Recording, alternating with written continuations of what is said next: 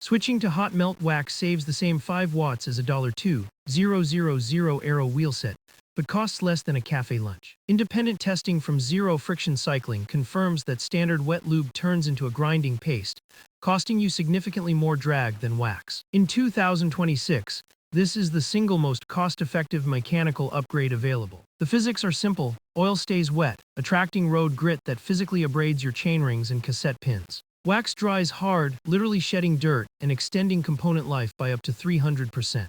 While hot immersion waxing remains the gold standard for pure efficiency, new generation drip emulsions have closed the gap. The data shows the convenience penalty is now less than half a watt. If you aren't ready for a slow cooker setup, the Silka Super Secret Drip Wax is the current benchmark. It uses the same tungsten disulfide additive as their hot melt, allowing it to penetrate deep before hardening. The economics make this mandatory.